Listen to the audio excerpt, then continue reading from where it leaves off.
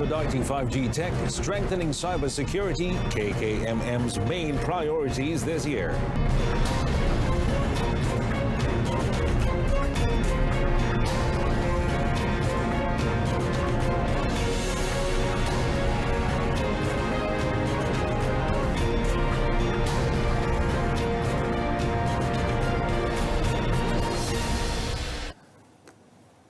Hello and good afternoon. Thanks for joining us. You're watching Updates at Noon with me, Mohammed Amin Carlos.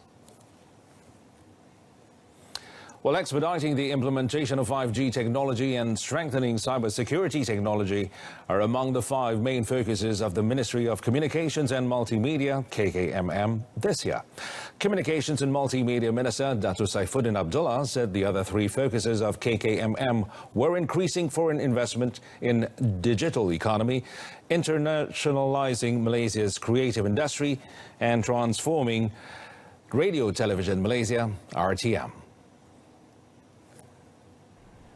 Elaborating further, he said the Malaysian Communications and Multimedia Commission, MCMC, would focus on the successful implementation of 5G technology, which would complete internet connectivity nationwide and be a catalyst for the development of a more vibrant digital economy. According to the minister, until December last year, the National Digital Infrastructure Plan, Jendela, led by MCMC, has managed to reach 5.4 million premises covered by fiber optics, mobile broadband speed of 25.6 Mbps, and 92.03% 4G coverage. To strengthen cybersecurity technology, Saifuddin said Cybersecurity Malaysia, CSM, would implement Cyberkasa to develop, empower and strengthen the country's cybersecurity infrastructure. Ia meliputi 3 komponen utama iaitu manusia, proses dan teknologi. Sebagai agensi yang diiktiraf di peringkat antarabangsa, CSM akan meluaskan penglibatannya di peringkat ASEAN dan antarabangsa. He said CSM had played a significant role in ensuring the resilience of the systems used by ministries and government agencies, including through the hashtag #OpsWakeUp21 operation, in which it is capable of thwarting cyber attacks. The minister added that it has also resolved 90.16% of the cases investigated and 92.34% of the complaint cases received. The Conditional Movement Control Order CMCO imposed on Kedah, Perak and Negeri Sembilan will be changed to Recovery Movement Control Order RMCO from Friday until 31st March. Senior Minister for Security Datuk Seri Ismail Sabri Yaakob said 6 states will continue to be under the CMCO. Pertukaran status dari PKP bersyarat kepada PKP pemulihan serta pengekalan status PKP bersyarat dan PKP pemulihan bagi negeri-negeri ini akan berkuat kuasa bermula 19 Mac 2021 sehingga 31 Mac 2021 kecuali Sarawak berkuat kuasa 16 Mac sehingga 29 Mac 2021. Bagaimanapun, rentas negeri masih kekal tidak dibenarkan kecuali bagi aktiviti pelancongan daripada negeri PKPP ataupun wilayah PKPP ke negeri PKPP atau wilayah PKPP melalui konsep Green Travel Bubble ataupun gelembung pelancongan perjalanan pelancongan di dalam negara yang menggunakan syarikat dan ejen pelancongan yang berdaftar dengan MOTEC. Oleh kerana SOP ini dikeluarkan oleh MOTEC, maka MOTEC akan memberikan penjelasan detail mengenai SOP gelembung perjalanan ini. Rentas daerah seperti saya sebutkan masih tidak dibenarkan. Rentas daerah adalah dibenarkan. Sekali lagi saya ulang, takut terkeliru. Rentas daerah dibenarkan kecuali atas permintaan 2 negeri ini, iaitu Sabah dan Sarawak masih tidak membenarkan rentas daerah di dalam negeri masing-masing. Meanwhile, the senior minister said 134 individuals were detained, 127 compounded, and 7 others were remanded for defying the MCO's standard operating procedures. Among the offences were failing to provide logbooks to record customers' details, 36 cases, not wearing a face mask, 31, crossing state or district without permission, 26, failing to observe physical distance, 20, and operating beyond the permitted time or without permission, 17. Health Director General Tan Sri Dr. Noor Hisham yesterday announced 5 new clusters comprising 3 community and 2 workplace clusters, taking the total number of clusters in the country to 1,255, with 428 of them still active. Well, commenting further on the matter in a statement released, Tan Sri Dr. Noor Hisham said the new community clusters are Jalan Kampung Hilir and Nangga Bulo in Sarawak and Bangol Chicha in Kelantan, while the 2 workplace clusters are in Jalan Sanyan, Sarawak, and Jalan Taiping in Kuala Lumpur. And according to him, 827 clusters have ended so far, including 8 today, namely Jalan Day, Package Pengerang, Permata 1, Lasa, Jalan Sepanggar, Jalan Padi Masuri, Putra Tujo, and Kampung Parit Masjid. The health DG also noted that the country recorded 1,063 new COVID-19 positive cases, which is the lowest figure reported so far this year, to take the country's case tally to 326,034. He added that the 3 states with the highest number of cases were Selangor with 323, Sarawak 183, and Pulau Pinang 175. The young Diputuan Agong Al-Sultan Abdullah Riayatuddin Al-Mustafa Billah Shah yesterday visited the Kuala Lumpur Health Clinic, which is both a vaccine storage centre or PSV and vaccination centre PPV, to observe COVID-19 immunisation activities. His Majesty was welcomed by Health Minister Datuk Seri Dr. Adham Baba, Health Director General Tan Sri Dr. Noor Hisham Abdullah, as well as Kuala Lumpur and Putrajaya Federal Territories Health Department Director Datuk Dr. P. Paramjit Singh. Upon arrival, Al-Sultan Abdullah was given a briefing on the clinic's operation by family medicine specialist and head of KKKL, Dr. Baizuri Basha. The king then surveyed the vaccine storage room, which keeps the ultra-low temperature freezer, or ULTF, before visiting the screening station, registration counter, counseling station, vaccination station, monitoring station, and appointment station.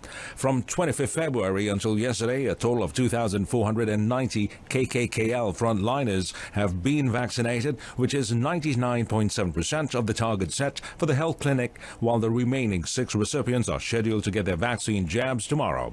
The second dose of the vaccination is scheduled to begin from 18 March. Meanwhile, the king spent more than an hour at the Malaysian Armed Forces, the MAF Vaccination Centre in Kem Perdana, Sungai Besi.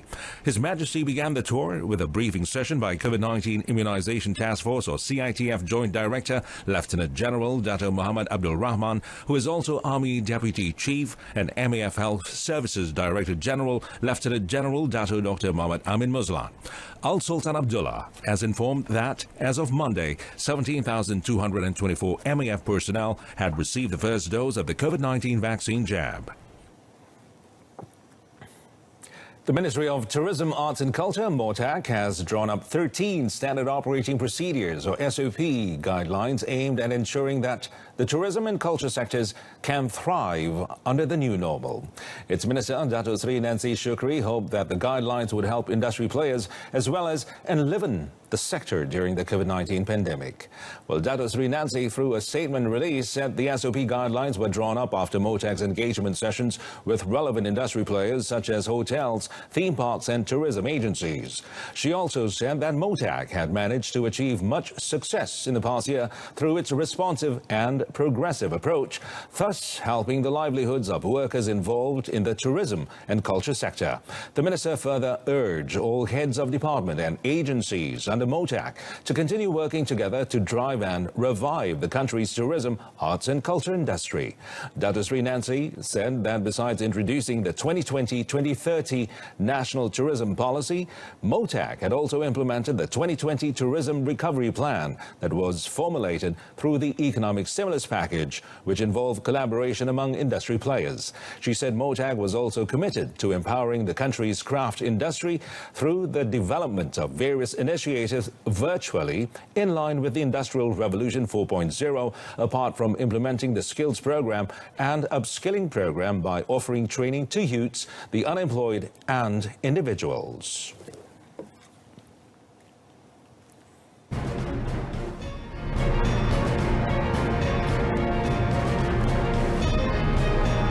Coming up next, Juara Agrotech aims to inspire public to take up farming.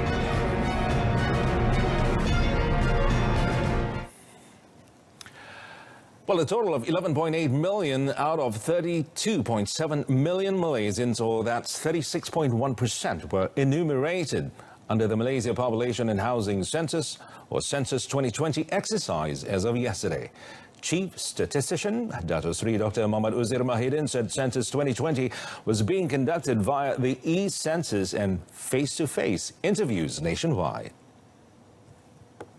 Elaborating further, Dato Sri Dr. Muhammad Uzair said people can take advantage of both methods now, as the face-to-face interview started in early March and will run until the end of June. He said Putrajaya recorded the highest number of people enumerated at 96.5%, followed by Johor 53.7%, Perak 51.5%, Perlis 49.8%, and Malacca 44.4%. Other states, Kelantan 43.9%, Pulau Pinang 42.6%, Negeri Sembilan 42%, Terengganu 41.8%, Selangor 34.6%, Kedah 33.5%, and Kuala Lumpur 32.8%. Dato Sri Muhammad Uzair, who is also the 2020 Census Commissioner, revealed that 4 states that recorded the lowest number of people enumerated due to the constraints faced at the initial stage were Sabah 14.6%, Labuan 20.5%, Sarawak 22%, and Pahang 26.6%. He said the Department of Statistics Malaysia, DOSM, expected that the exercise would be fully completed by June this year, adding that a total of 6,500 experienced and skilled enumerators had been mobilized nationwide to conduct the face-to-face interviews. He said each enumerator was provided with an identification card and would comply with the standard operating procedures to curb the COVID-19 outbreak.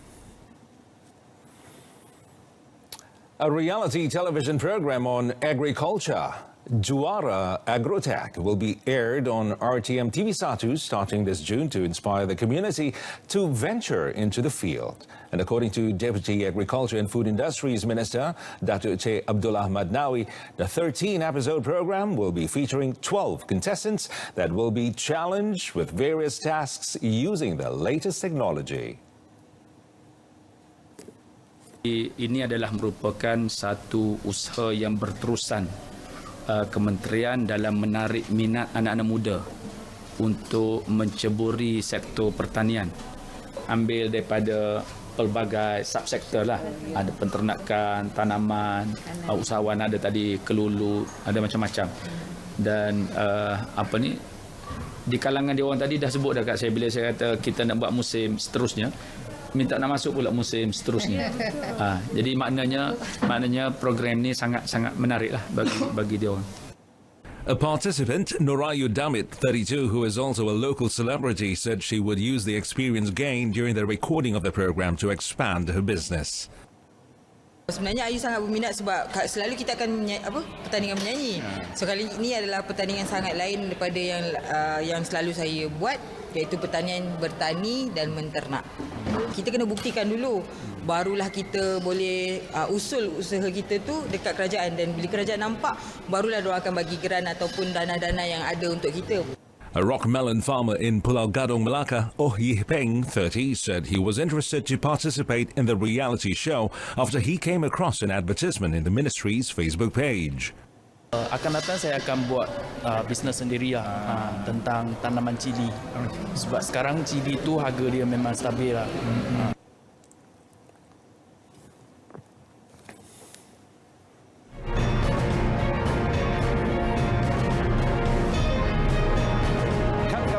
Stunt Street Tony Fernandes expresses interest in MFL Star Post.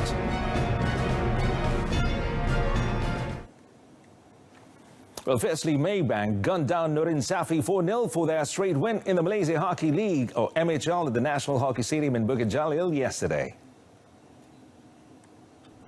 Muhammad Najmi Farizan Jazlan netted 2 penalty corner goals in the 10th and 37th minutes, while Muhammad Haziq Samsul and Hafifi Hafiz Hanafi chipped in with a field goal each in the 32nd and 44th minutes to steer the Bankers to victory and stay atop the league with 9 points and 0 goals conceded. Maybank began their campaign with a 5-0 victory over TNB Thunderbolts last Thursday before edging UITM 1-0 2 days later. Maybank head coach Azrul Effendi Bissamam said his players again got off to a slow start before managing to find their rhythm and capitalize on their chances. Azrul, however, warned his men not to get carried away, as their next game would be a tough one against the Terengganu hockey team, or THT, on Thursday. Meanwhile, tonight the National Berhad TNB stayed second in the standings with 7 points after edging their juniors TNB Thunderbolts 4-2. Muhammad Azrai Aizat Abu Kamal starred for TNB when he bagged a brace in the 42nd and 51st minutes, with Muhammad Shahril Zaba and Muhajir Abdur Rauf netting 1 each in the 17th and 52nd minute. Thunderbolts replied through field goals from Azrael Misron in the 37th minute and Muhammad Azami Adawi in the 60th minute. Tan Sri Tony Fernandes, the co-owner of English Championship side Queen's Park Rangers, could be running the Malaysian Football League, or MFL, soon. Well, he said he is up for it when asked about the matter after current MFL president Dato' Hamidin Muhammad Amin had voiced his intention to quit. Fernandes, who is also the Air Asia Group Berhad Chief Executive Officer, expressed his willingness to replace outgoing Dato' Hamidin if he is nominated for the post. As a football fan, he said he would love to contribute something to the development of local football. And so I think it's very visionary of Dato' Hamidin to think about maybe someone outside, because he'll come in with new ideas. Sometimes when you're stuck in the industry for a long time, you think a certain way. But then you bring in someone different, they have new ideas. And together with experience, so I cannot run an airline without pilots, engineers, etc. They're the experienced people. But together with non-experienced people, it was a very strong team. So if you have experience in FAM, and then you bring in some outsiders, it could be very powerful. I think the Malaysian Football League has a long way to go. Yesterday, Fernandes, who is also the Malaysia Stadium Corporation MSC chairman, inked an extension agreement with the Football Association of Malaysia FAM for the National Stadium to be official home ground for the Harimau Malaya squad until 31st December 2025. On Saturday, Dato' Hamidin had voiced his intention to quit as MFL president after being returned unopposed to the FAM top post for a second term. Meanwhile, Dato' Hamidin will leave it to the MFL Board of Directors to decide on his replacement based on the conditions set by the MFL. As for the criteria the right candidate must possess, he said the individual must be someone who understands football, besides being competitive and has new ideas to take the country's #1 sport to a higher level. Saya kira perlu memiliki hampir kesemua elemen. Pertamanya, calon ini mesti memahami bola sepak Malaysia. Dan tentu Tan Sri Tony ini adalah satu individu yang besar yang suka bola sepak, sayang bola sepak. Dan mungkin beliau adalah salah satu dalam calon, saya tak pasti. Tapi apapun, saya tak boleh lebih dari situ kerana saya nak tinggalkan MFF, biar lembaga pengarah itu menentukan. On another matter, Fernandes said the pitch at the National Stadium in Kuala Lumpur Sports City Council, or KLSC, will be resurfaced soon. And he pointed out that the proposal, which received the nod from Youth and Sports Minister Dato' Sri Rizal American 9 American recently, would involve a total budget of 10 million ringgit. The project would compromise pitch maintenance, ventilation system, drainage system, artificial lighting, as well as training for the groundsmen in a bid to ensure a world-class pitch for the stadium. Meanwhile, FAM Deputy President Dato' S. Sivasundram said FAM was grateful for the 5-year extension, as it would enable them to carry out various activities or programs in line with the stadium's status as the home of Harimau Malaya. Head coach Tan Cheng Ho's Harimau Malaya squad last played at the National Stadium on 19 November 2020. 2019 when they beat Indonesia 2-0 in their fifth Group G match of the 2022 World Cup 2023 Asian Cup qualifiers before all football activities were suspended following the COVID-19 pandemic.